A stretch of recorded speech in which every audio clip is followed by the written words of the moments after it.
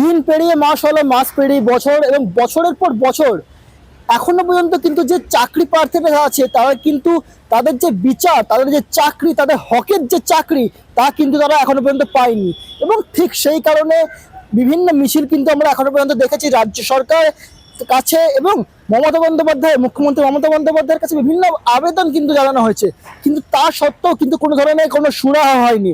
এবং ঠিক সেই কারণেই কিন্তু আজকে যে চাকরি প্রার্থীরা আছেন তারা কিন্তু বিরোধী দলনেতা শুভেন্দু অধিকারীর সঙ্গে দেখা করতে এলেন এবং তাদের সাথে বিভিন্ন ধরনের কথোপকথন করলেন। তাদের সাথে শুভেন্দু অধিকারী বিভিন্ন কথোপকথন করার পর তাদেরকে জানান যে তারা আগামী দিনে এই বিষয়ে আরো আলোচনা করবেন। এরপর ঠিক তারা কি জানান মিডিয়ার সামনে, চলুন শুনে নেবো।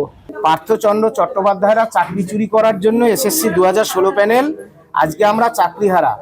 একটা নিজেদের পাপ মোছার জন্য পরীক্ষা নিয়েছে, সেই পরীক্ষা জোর জবরদস্তি কোর্টের নির্দেশে কোর্ট মনিটরিং সিবিআই তদন্ত হয়েছে। চোর পার্থ চ্যাটার্জি বাইরে, তাহলে কি চাকরি চুরি হয়নি? যে পরীক্ষার একাদশ দ্বাদশ শ্রেণীর ফলাফল বেরিয়েছে তাতে এই যে দাদা এডুকেশনের তার নাম আসেনি, তাহলে কি তিনি অযোগ্য হয়ে গেলেন? এই দায় কার? রাজ্যের মাননীয় মুখ্যমন্ত্রীর এই অ্যাকাউন্টেবিলিটি দায়বদ্ধতা নিতে হবে। আমরা রাজ্যের মাননীয় সম্মানীয় জননেতা বিরোধী দলনেতা মাননীয় শুভেন্দু অধিকারী মহাশয়ের সাথে আমরা সাক্ষাৎ করতে এসেছি।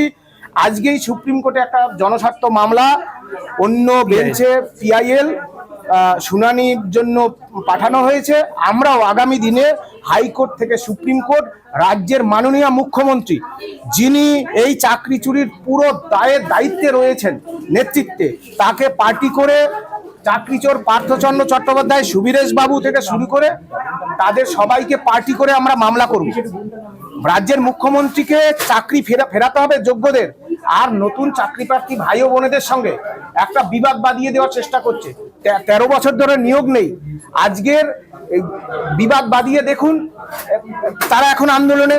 তাহলে 60 পেয়ে যারা চাকরি পাবেন না, তাহলে তারা তো বিদ্রোহ করবেই। এই যে আমাদের সঙ্গে তাদেরকে একটা বিভাজন করে দেওয়া, এটা একটা গভীর চক্রান্ত। প্রিন্সিপাল দিনের পর দিন আমাকে ঘোরাতে হয়েছে।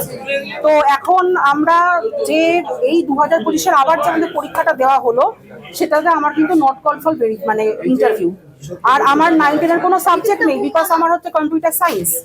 আর এই প্যারা 47-এ যে আমাদের নতুন করে যেই ওই পাঠানো হচ্ছে পুরোনো স্কুলে, সেখানে 22,000 টাকা লস। আর আমার হিউজ ব্যাংক লোনের দায়িত্বটা কে নেবে? আমাকে তো ঘর বাড়ি সব মানে পথে বসতে হবে। তাহলে এই 22,000 টাকার দায়িত্বটা কে নেবে? টোটালি 22,000 টাকা প্রথমেই লস, আর তারপরে তো আবার ইনক্রিমেন্ট হতে হতে টোটালটাই লস। 9 মাস ঘুরেছি ভ্যাকেন্সি প্রবলেমের জন্য, মানে পুরো পাগলের মতো হয়ে যাচ্ছি। হ্যাঁ, ওনারা কিছু দেখছেন না। তারপরে আবার যে এসলাম নতুন স্কুলে, সেখান থেকে এই আবার এইরকম একটা প্যানেল ক্যান্সেলের ডেট। পুরনো যে সকল চাকরি প্রার্থীরা আছেন তাদের সঙ্গে নতুন যে সকল চাকরি প্রার্থীরা আছেন তাদের কিন্তু একত্রিত করে দেওয়া হচ্ছে, এবং এখনো পর্যন্ত পুরনো কিংবা নতুন কোনো ধরনের যে চাকরি প্রার্থীরা তারা কিন্তু চাকরি কিন্তু এখনো পর্যন্ত পায়নি। এবং তার জন্য যে সকল পুরনো চাকরি প্রার্থীরা আছেন তাদের বক্তব্য, মুখ্যমন্ত্রী মমতা বন্দ্যোপাধ্যায় নাকি ঘোলা জলে মাছ ধরার চেষ্টা করছেন। ঠিক এমনটাই কিন্তু জানানো হয়েছে পুরনো যে চাকরি প্রার্থীরা আছেন তাদের যে প্রতিনিধি তাদের কাছ থেকে। কলকাতা থেকে অনিকেত পালের রিপোর্ট, বিগ নিউজ বাংলা।